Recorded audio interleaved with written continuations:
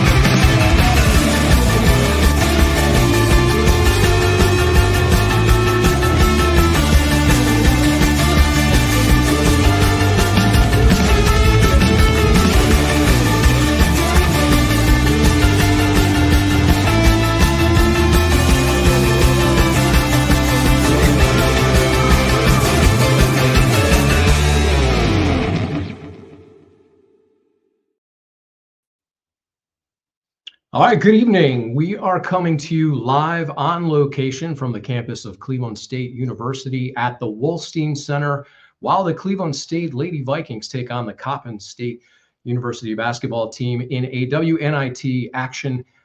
Here we are, this is awesome. Greenie will be here shortly to talk about it, but being able to broadcast on campus over here while the game is taking place, an NCAA game right around the corner from us, is pretty cool. We're going to take you on a little bit of a history on how we got here tonight for that game with Cleveland State University, a little bit of a reflection. And it is baseball week. Baseball returns this Thursday, opening day for just about all of the baseball teams here in Major League Baseball. And we're going to take a look back at two of our favorite segments from last year, a retrospective with should-be Hall of Famer Dave Stewart, formerly of the Oakland A's and the Toronto Blue Jays. We had a great experience with Dave out at the National Sports Collectors Convention, and we'll share that retrospective with you, as well as a Josh Jung one-of-one experience we got to partake in with the dude from Hobby, Ohio, down at Progressive Field last year, a once-in-a-lifetime one-of-one experience where the two of them exchanged a one-of-one Josh Jung card, and we got to talk to Josh and along with the dude from Hobby, Ohio. So lots to cover tonight. Joe W will be with us here shortly from Phoenix Sports Cards to give us some hobby updates and insight. And it's a packed show. So baseball returns, Cleveland State in the tournament, the NCAA tournament rolls on. And a programming note for next week, we will talk to Sean Hood of the Cleveland State Vikings, who was on that final Sweet 16 team that run in 1986. He was a key player on that team. Lots of memories, big impact for the city of Cleveland, and one of the first very recognized Cinderella teams in the tournament. So very excited to talk to Sean next week, as well as one of our Pokemon dealers that will be out at the Pokemon Only show in Broadview Heights, and Greenie will share more on that very shortly. So without further ado, let's go ahead and welcome in the man himself, Steve Greenberg, aka Greenie, and welcome to your show. Yeah. Thanks, Jeremy. This is something special, being in the Wolstein Center while a WNIT game is being played. And people, they hear us talk about it all the time, our affinity with Cleveland State. You know, it's interesting. You mentioned we're going to have Sean Hood on next week. Well, right over your shoulder is that score where Cleveland State beat Indiana in the first round. You know, they beat them, I was like 82-79. But yeah, what a great first on location show to have for us. So yeah, we look forward to that. Yeah, Cleveland State University has been tremendous partners, certainly for our family, but also for this show and our involvement. We'll share kind of how it started. It started, initially at the Great Lakes Collectors Convention, Greenie, with a card that was created out of favor for the participants in that show. And you went to hand Destiny Leo, who is the reigning Horizon League Player of the Year from Cleveland State, one of those cards just as a thank you for showing up, as we did with all the media members and the participants. And what happened from there? Yeah, I mean, interestingly enough, it was right during the, when NIL, name, image, and likeness started, and they said, well, she can't take that card or accept anything as a gift from us. And, we kind of took a step back, and, we understood, but we had to figure out how to allow her to accept that card. So we enlisted an NIL attorney and wrote up, they wrote up the agreement, which in turn has turned into our NIL trading card division. And we were able to work with now over 50 student athletes, all 14 of the girls on the Cleveland State basketball team. We have one men's basketball team as well. And it's turned into over 50 student athletes, from basketball to water polo to lacrosse to golf, and almost everything in between, because there is football. We have a couple football players, we have baseball players, and we look forward to growing that division that we created with Destiny Leo. And so we were able to give Destiny a card, and she came out to the first show as a Broadview Heights show in 2023. We're going to take a quick look back at that to set the stage for what was to soon follow.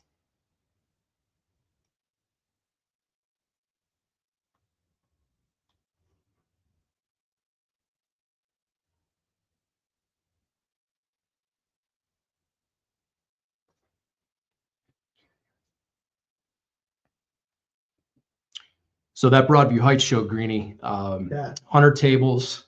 It's one of the fastest growing shows in Northeast Ohio. It's just continued to grow.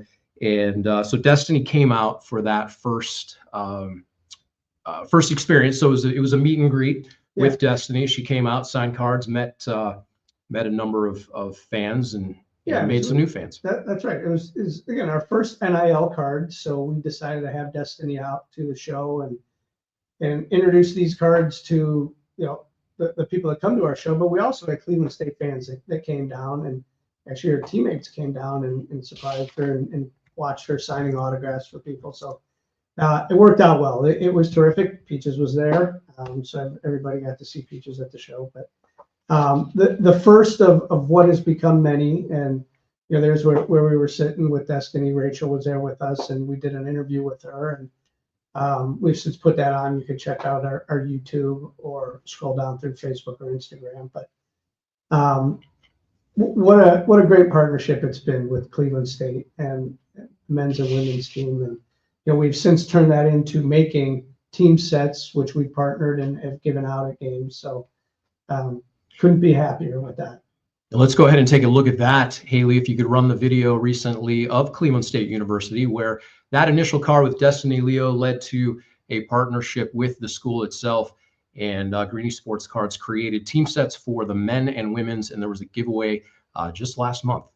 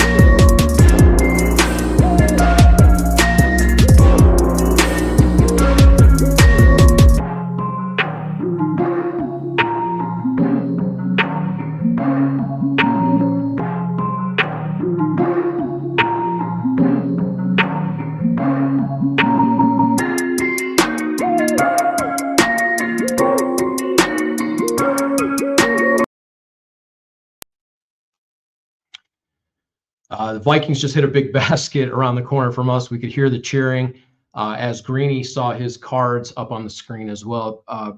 Steve, how does that make you feel? This journey from a single Destiny Leo card that was by happenstance to now seeing smiles on kids' faces when they come to a basketball game.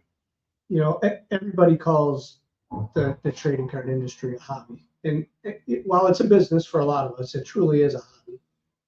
And a lot of kids being able to hold those cards, show them to the camera, look down and read the stats that we put on the backs of these cards is kind of immeasurable. So it's really, really cool to see over the last couple of years, just the interaction. And then, afterwards, the Cleveland State girls team stuck around and kids were able to get those cards signed. So very cool.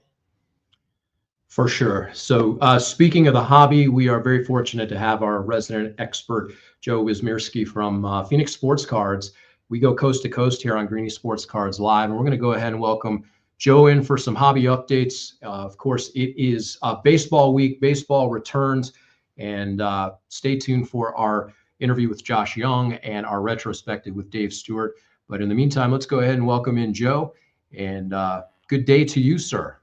What is happening, gentlemen? I know you guys are in the heartbeat of the NIT tournament right now in Cleveland, Ohio. So the Vikings are doing great things right now. Yeah, I said it's guaranteed CSU win night. No question about it. Cleveland State University is playing Coppin State University. So CSU will come out victorious tonight regardless.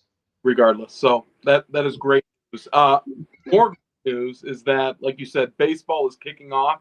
Well, we do have a product that has made it's going to make its way to the shelves tomorrow, and it is a 2024 product. So it has Skeens, Ellie De La Cruz, those rookies. It is Heritage High Number Baseball, and this is a much anticipated product. I will tell you that. And how you can tell is this is typically a product that hits the shelves anywhere from like $115 to $140 a box. Right now, it's starting to suggest that this product's going to probably start at anywhere from like $210 to $220 a box. Yeah, well, and that's rookie driven, right, Joe? So the Paul Skeens cards are really what drive those sales, or the pack rippers, we should say. Yeah, absolutely. So you'll have Skeens, you'll have Jackson Merrill, Jackson Holiday, Jackson Churio in this product. There's no end to it. My favorite Tiger, you're going to Keith is going to be in there. You're going to have Kyle Manzardo from Guardian as well. This is a great product because it has on-card autographs. So you're looking for these beautiful on-card autographs, and it gives you that throwback, that heritage look. So it's a super popular product, and it does have 3 different SKUs for it. It has a hobby box, a value box, and then a monster box or a mega box as well, which is the middle of the road in between the hobby and value box.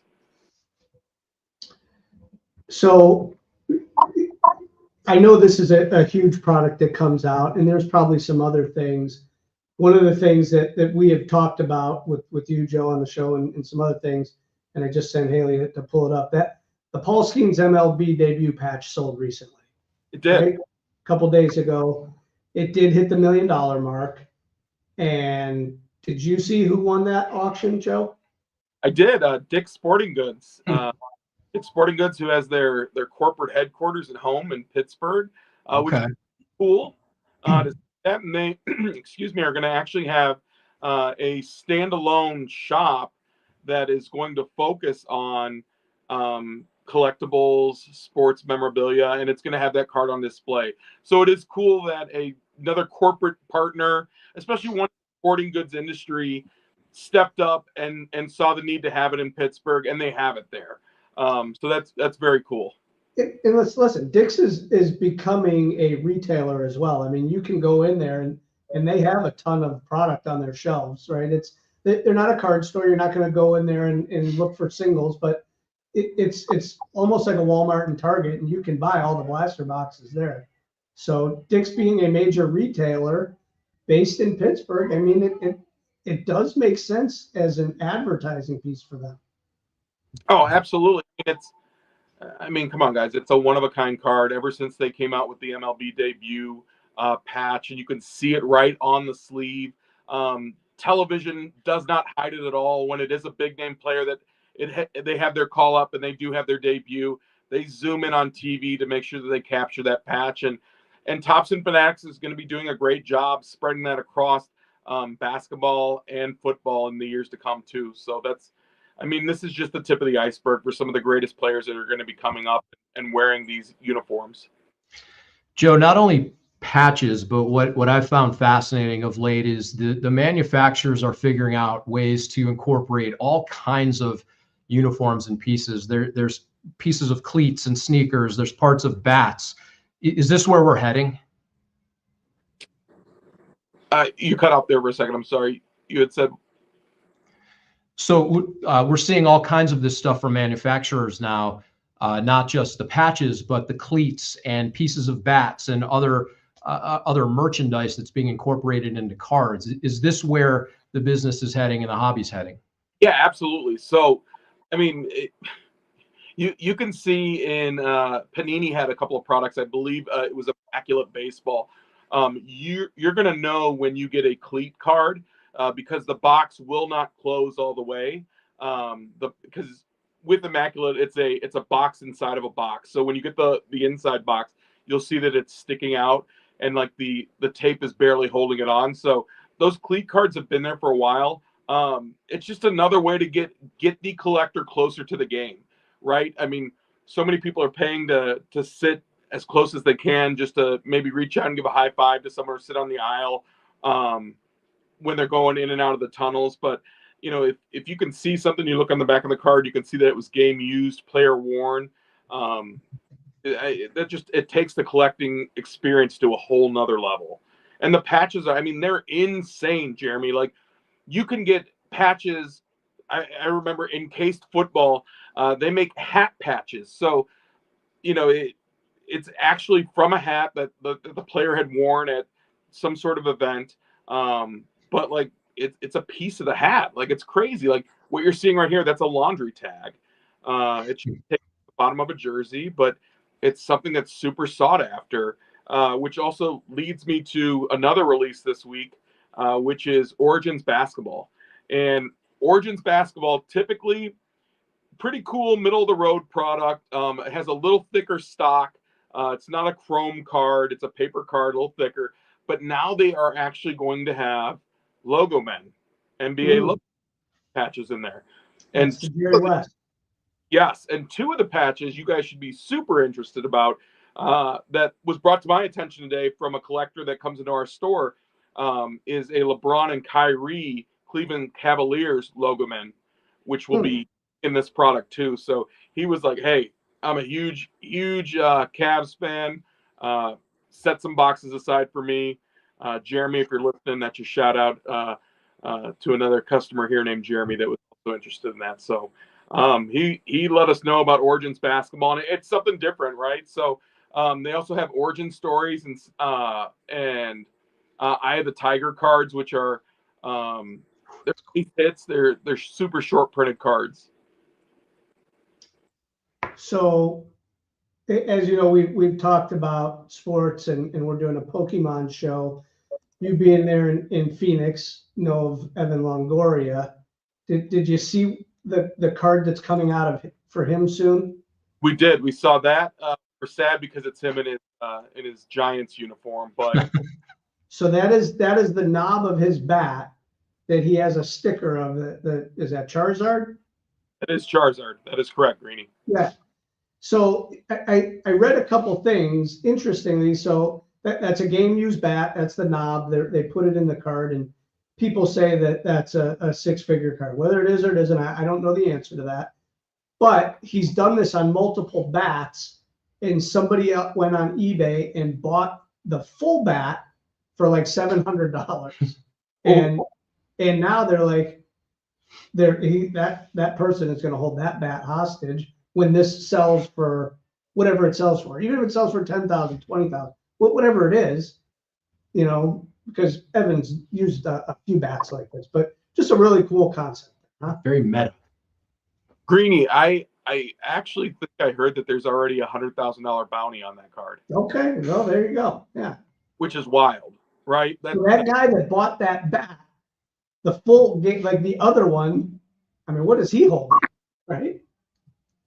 It's crazy. Like, and honestly, I just learned about, like, I knew game used memorabilia. That's all a big deal. But this past weekend we had a card show here, and some ball players were able to make it into the show. And MJ Melendez, who, you know, he's been a friend of our shop here, and he made it's funny, he was interested in a Pokemon card as well, and he traded with one of our customers, and he traded a game used autographed bat for a Pokemon special insert. So that was kind of cool to see that, and to see a game used bat. Like, I mean, come on, this thing was sweet. And then he smacked a nice, beautiful autograph right on it too. So that was kind of cool to even know that guys that are in the league are super interested in the Pokemon movement, and they're willing to trade their game used memorabilia for it. Well, to say Pokemon's hot is an understatement, or has been. Greenie, you've got a show coming up here in Broadview Heights, and it's sold out. A Pokemon only show with 100 tables sold out. Yeah, we can't wait. That's about 10 days, well, almost less than 2 weeks. So April 5th, Saturday, April 5th, we are turning the Broadview Heights show into the Broadview Heights Pokemon show. So yeah, very cool. Can't wait to do that. I was told that it's going to be way more than I think it's going to be, and great. I hope so. Yeah, it was interesting show this past weekend. Pokemon had a huge presence, right? The Arizona State show, you guys talked to Cole about it. Pokemon was absolutely huge. The shop here, we came across, we had 7 skateboard decks that Santa Cruz Skateboards, they collabed with Pokemon, and we brought it Saturday morning. I took it out of my van, put it in my wagon, and 5 minutes into laying it out on our table, all 7 were sold.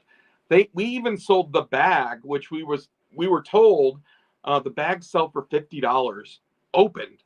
Like, it wasn't even the bag that went with the boards. Like, it's wild. Listen, that's the market that we're in right now. I've shared parts of this story before. I can recall being out at Anaheim for the National Sports Collectors Convention in 2000. The show was coming to Cleveland the next year, and we would go out and support the show and work on the floor plan and you know, the dealer booth space and all that. And I remember walking towards the back corner of the show, and there was this display behind the drape, and there was a sign that said Pokemon, and there were people begging the patrons to come in. They were trying to give these cards away and explain the game, and it was very convoluted, and people were confused, and it was kind of a desolate area, you know, a few smattering of people and a couple people playing. But to think that far back, 25 years, that it was a kid's game, that people were just trying to get people to figure it out, and here we are. It's such a phenomenon. I mean, that's what Comic-Cons are not fully driven on, but there's a lot of cons that are driven on Pokemon. Yeah, it's absolutely insane. I mean, I can tell you every single day that I work in the shop here, our first transaction of the day is most likely Pokemon. It's that wild. And again, Pokemon does not discriminate. It is open for all ages, all races. Everyone is interested in Pokemon. It is such a cultural phenomenon. And the other big thing about Pokemon is there's 2 sides of Pokemon. There are the collectors and there are the players, and they're not like this. Like, they are completely different types of people, and it's cool to see when they interact. Like, literally, you'll have a young kid just sitting there talking about how great this card is, and you'll have a player say, "Yeah, that's a great card, but it's illegal to use," and you'll just be like, "Wait, what?"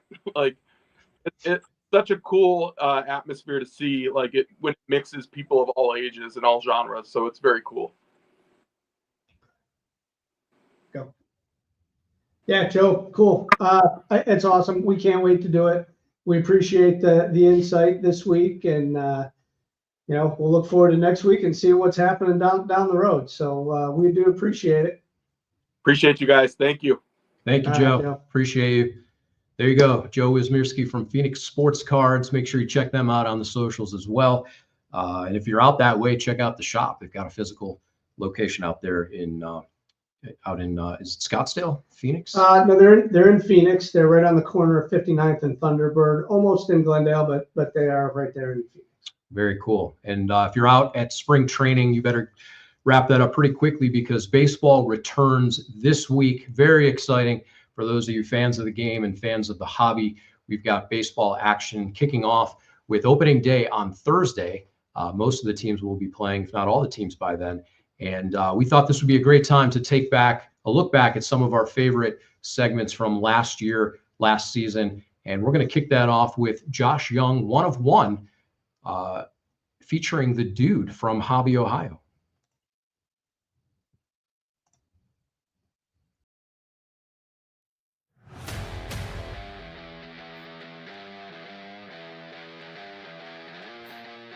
We are here with the dude from Hobby, Ohio, Chaz Kaplan. Chaz, tell us why we're here today. Well, because this is home, first and foremost. Progressive Field, I still call it the Jake. We're hanging out. I've got a Superfractor, One of One Josh Jung baseball card that we're trading with the man today, that my good friend Stephanie over at Mama Breaks happened to pull for me out in California. She brought it to Cleveland about a month ago for me for the National Sports Collectors Convention, which was an incredible time. And she helped me coordinate with Josh, and Josh reached out to me, and today's the day. We're going to do a little batting practice, hopefully, get to see some players, maybe talk to some players, do a card for bat, for maybe some signed rookie cards with Josh, and I'm stoked. And again, we're playing tonight, so hopefully the Guardians get a win too. But I would like to see Josh throw a dinger out there. Would be nice. I wouldn't be mad about it.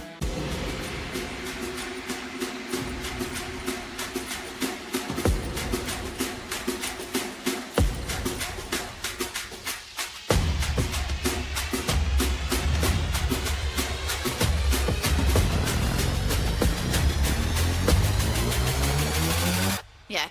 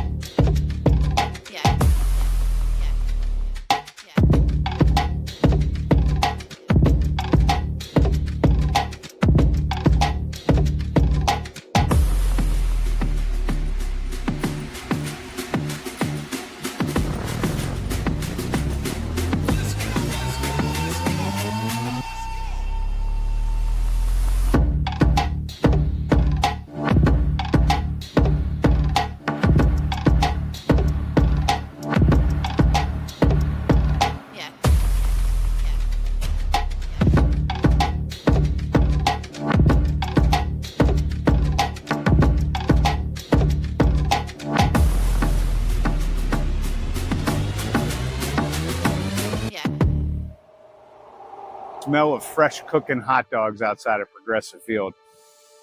We're at the ballpark, getting ready to check out batting practice. I believe the Cleveland Guardians are up first, then Texas Rangers. Sitting out here having flashbacks of 95, 97 World Series in particular, where I believe it was like snowing. And even in 97, I actually went down to Miami for game 1 and 2 and then flew back here and hung out with my boys. And we were over at the behind home plate gate, and it was snowing. I'll never forget it. That was the year Sandy Alomar at the All-Star game was in Cleveland. That was the year. And then Sandy Alomar was the MVP of the All-Star game, which was awesome, with, I believe, a walk-off home run pod. And I have that frame somewhere. I got to dig it out of storage. But that's an epic piece. And then coming back to 2016 World Series, which was amazing. And I was lucky enough to score tickets online for that, actually, which was incredible.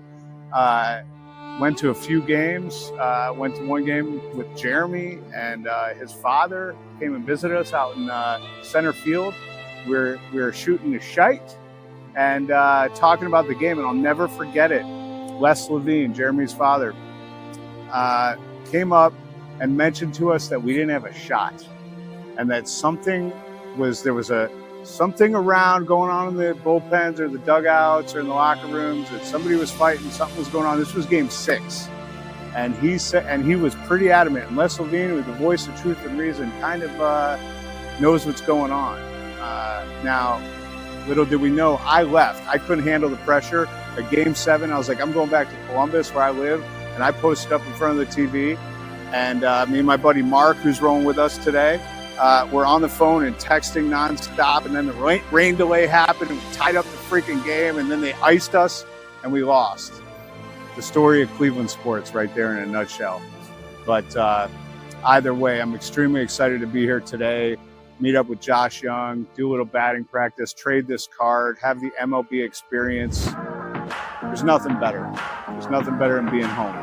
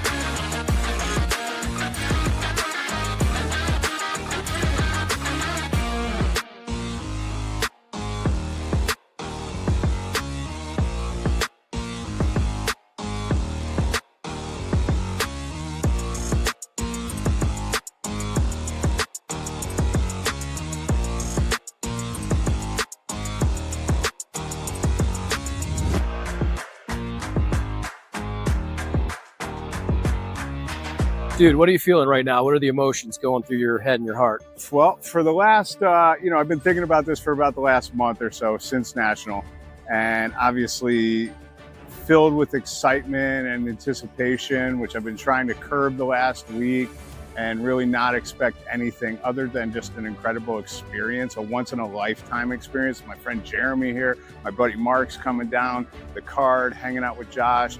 It's just, I've been in the music entertainment business for most of my life, and when you get to see behind the curtain and how things are operating and players more in a relaxed fashion, for example, in the music business doing sound check, but this would be doing batting cages and throwing around the ball. It's just cool to see how the sauce is made, and the discipline. Now the hobby with the baseball card, to connect it with the athlete, to actually see what they're doing. I mean, these are all human beings. We're all human beings together. So to be able to share in the whole thing is just incredible. I'm not just a hobbyist. I'm also a huge sports fan. Cleveland Guardians, Cleveland Browns, Cavaliers, born and raised all my life. So to bring this here and meet Josh, who's from Texas Rangers, coming to Cleveland, the synergy of it all is just incredible. And I'm just, as they would say in the hobby, when you open up a pack of cards, you hit a monster and you start shaking. I'm shaking a little bit. So, but I'm ready. I'm excited. Let's go Guards.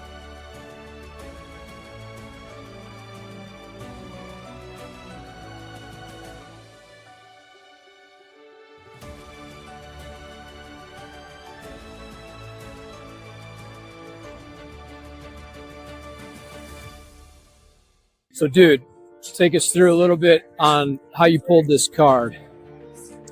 So I got into what's called a break on Fanatics Live with Stephanie from Mama's Break, who's located out on the West Coast. Big fan of hers, her business, her consistency, her legitimacy. It was Topps Chrome 2024, and I was chasing Josh Jung, Wyatt Langford, Corey Seager, all the Texas Rangers, along with always chasing my beloved Cleveland Guardians, Stephen Kwan and Jose Ramirez. They're in there. And I hit. And what Stephanie and I like to say, we're superfractor married because it's the first superfractor and only superfractor that I've had. I have some one-on-one cards in my collection, like a Jonathan India from the Cincinnati Reds. I have a Myles Garrett one-of-one. I have a Nick Chubb one-of-one that are staying in my personal collection.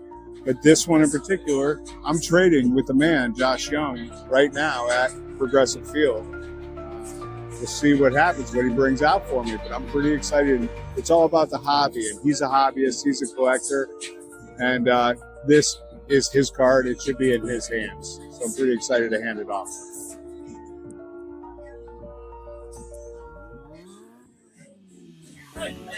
Yo, Josh, what's up, boss? How are you, man? Good. Thanks for working this out. You as well. Chaz, my buddy Jeremy, my buddy Mark. How are you? Yeah. Well, thank you very much. Appreciate it. How'd the shagging go? Good. Got my work in. Nice. That's all it's about, really. All right, man. I got something for you. All right, let's see it. We've been telling the story the whole day about how we're going to make this trade, dude. It's my only superfractor. Really? Yeah. Only one. Only one. I got one-on-ones, but not superfractor. But it's of you, man. And that's it, dude. That is so sick. That's awesome. That's a beautiful card. Yeah. That's amazing. So we talked about doing a little trade. Yeah. We're doing jersey, thank you. We're doing bat or I don't have a awesome. bat right now. All right. Jersey. That's awesome. Thank you. Yeah. That's sick. Can I ask you a favor? Can you sign some rookie cards? Yeah. Of yours? Would be awesome. Yeah, sweet. Thank you. I brought a bunch, dude, because you got some sick cards, man.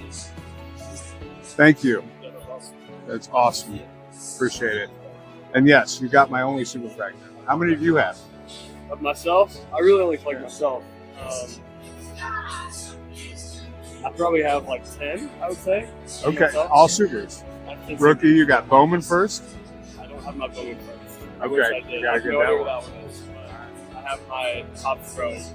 Nice. Rookie. Nice. Now you got year two. You got the sophomore year. All right. Keep it going. That's very cool. Who else do you collect?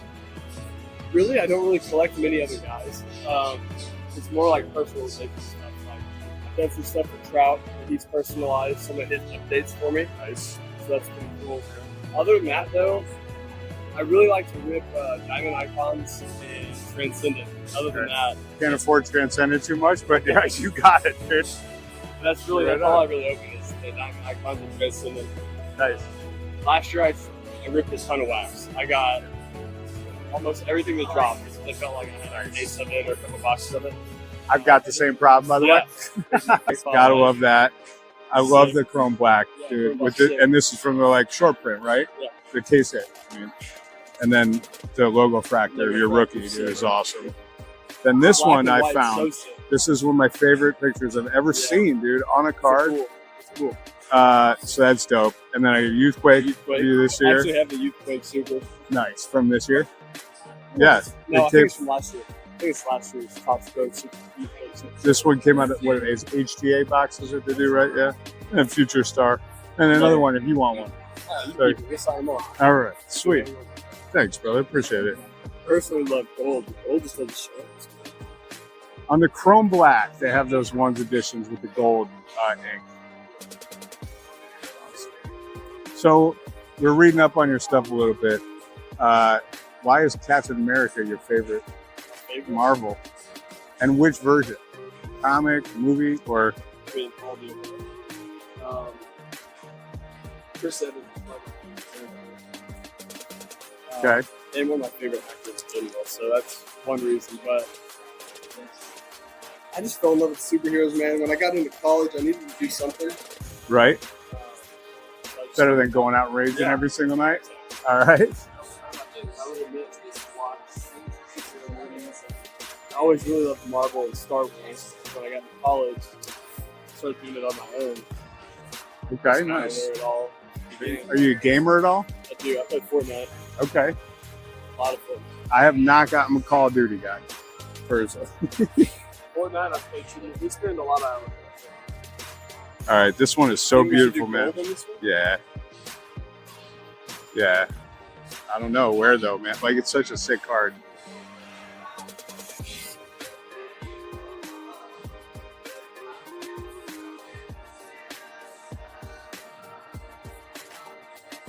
Wait, dude. All right, last one. All right, this one, do a little person. So my handle online is the dude. All right. So have you seen The Big Lebowski? So there's a corner that says the dude abides. If you sign it like that, would be sweet. The dude abides. All right. It's got to get to work. Do me a favor. Take it easy, my boys, tonight. Really appreciate it. Thank you for the tickets, for the seats, all of this. And congratulations on World Series. I'll hit you up. Let's keep collecting together, boss. Josh, thank you.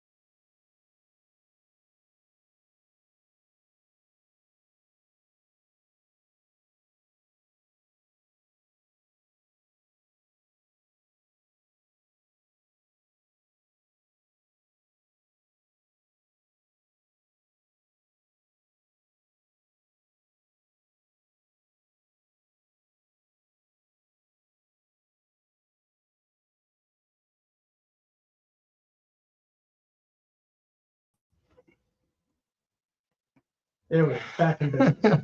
Said the most profound thing in the history of the planet, and I don't think anybody caught that. But what a cool experience that was with the dude, Chaz from Hobby, Ohio. Our thanks to Josh Jung as well for being so gracious in that experience at Progressive Field last year.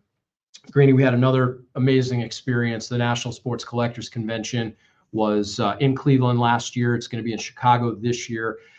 Cleveland, I believe that was the seventh iteration of that show at the IX Center. And we had a chance to join what, in my opinion, should be a Hall of Fame pitcher, Dave Stewart, as he got to take in the show after he signed in the TriStar Pavilion. He got to walk the show, look at some of the collectibles, but there was a very specific item he wanted to check out. So we were able to follow him, spend some time with Dave, and put together this retrospective with Dave Stewart. Hope you enjoy it.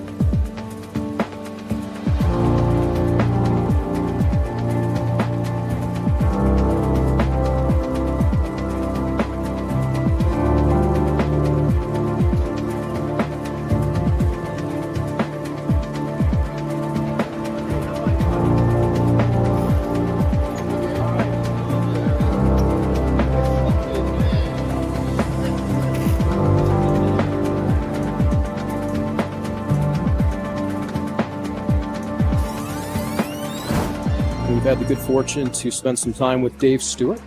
Number 34, retired by the Oakland A's based on 4 consecutive 20-win seasons.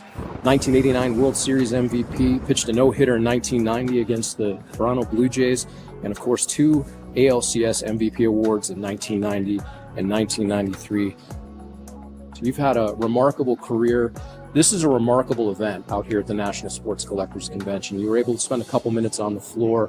We got to go by Heritage Auctions and see Babe Ruth's jersey and some other things. What are your first thoughts when you see something like this and have a chance to take in a bit of the history of the game and some of the memorabilia? Well, it's always eye-opening events similar to this, because the attraction are the athletes that you are able to bring to these events. And so, when you walk in, you really don't know what to expect. If anybody said they knew what to expect when they came here, I don't think that they're telling the truth, because you can't imagine, there's a Robin Yount in one side of it, and there's a Ricky Henderson on another side, and there could be, there could be a Michael Jordan here. The magnitude of athletes that come to these events, you never get an opportunity to see them in the same space, and that in itself is eye-opening. It's surprising, and it's just unbelievable.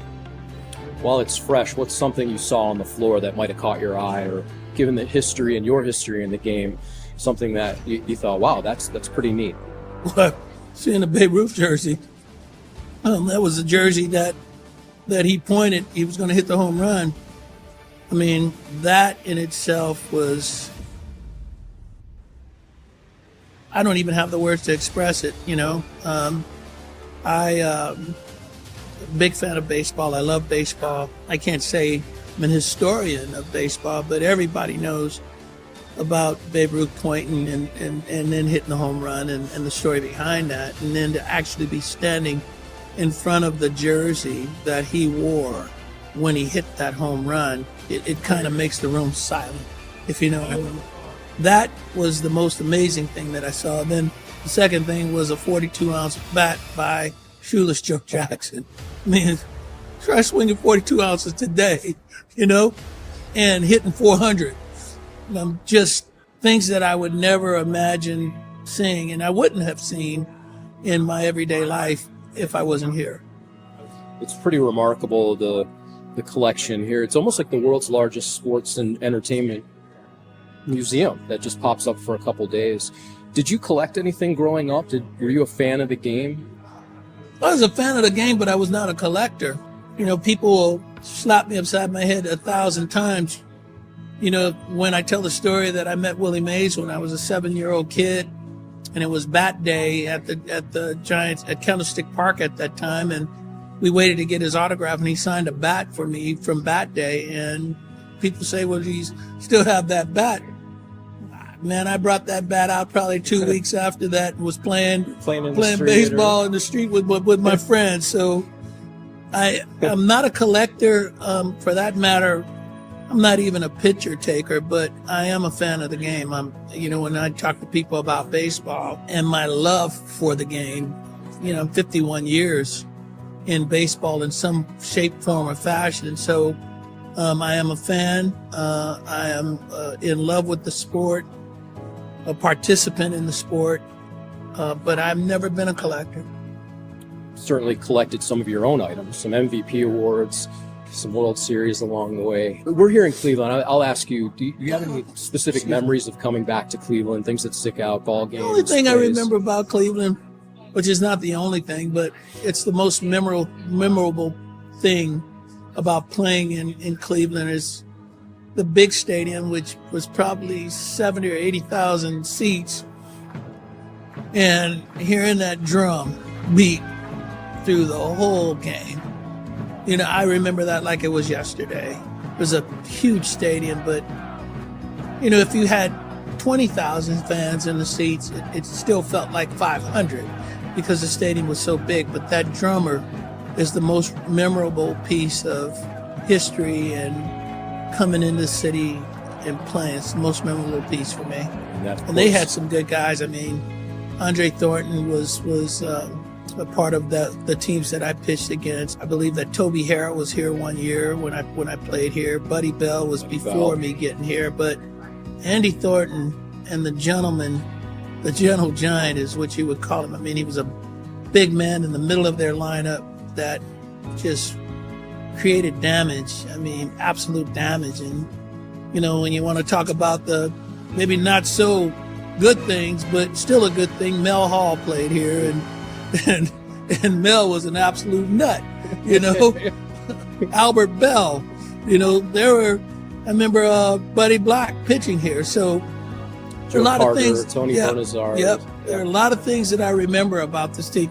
You know, Julio Franco, I remember getting in a fight with the manager here. I fought Pat Corrales in Oakland and created a bench clearing brawl. So, you know, I have memories of the Cleveland teams, but the stadium in particular, coming to Cleveland, I'll always remember the drama. Dave, thank you so much for spending some time with us today, and we'll cherish this experience at the 44th National Sports Collectors Convention for a long time to come. This is one of the best. I can tell you that this experience was one that I'll remember for a long time. I was like a little kid standing in front of that Babe Ruth jersey. You can believe that.